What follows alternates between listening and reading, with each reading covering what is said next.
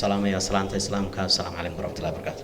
Mudanayaal iyo marwooyin, waxaa farxad ii ah inaan idinkala soo qayb galo munaasabadda furitaanka kalfadhiga 31aad ee golaha deegaanka degmada Garowe.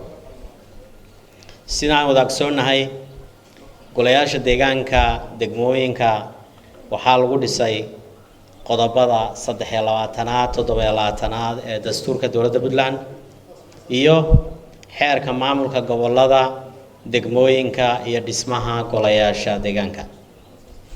Shuruucdaas oo ay ku cad yihiin xilalka, waajibaadka golayaasha deegaanka loo idmaday. Sidaas awgeed waxaan bogaadinayaa horumarka iyo waxqabadka muddadii ay xilka hayeen golahan deegaanku. Sidoo kale waan uga mahad celinayaa guud ahaan golaha deegaanka degmada Garowe, gaar ahaan duqa degmada waxqabadkooda iyo horumarka ay degmada gaarsiiyeen. Golaha deegaanka degmada Garowe wuxuu kaga duwan yahay golayaasha deegaanka degmooyinka kale. Waxay maamulaan magaalo madaxdii Puntland, taasoo muraayad u ah guud ahaan nidaamka dowladnimo, gaar ahaan golayaasha deegaanka degmooyinka. Sidaa daraaddeed waxaa loo baahan yahay inaad xil weyn iska saartaan amniga, bilicda magaalada, nadaafadda, fayadhowrka bulshada, jidadka, horumarinta arrimaha bulshada iyo qorshaha magaalada. lana dhaqangeliyo xeerarka arrimahaas ku lug leh.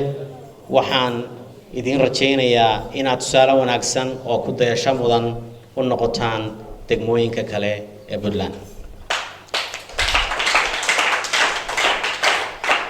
Waxaan idinkula dardaarmayaa inaad xoojisaan wada shaqaynta dhexdiinna, kana fogaataan wax kasta oo keeni kara khilaaf.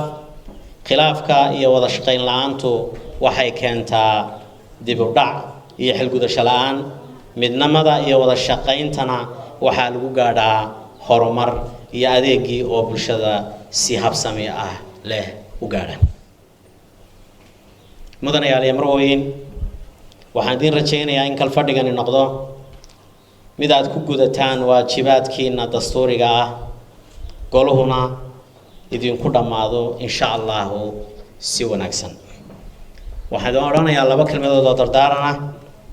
Sida halkan laga sheegay, kalfadhigii 30aad waxaa lagu qabtay xarun ay leeyihiin dad shacaba.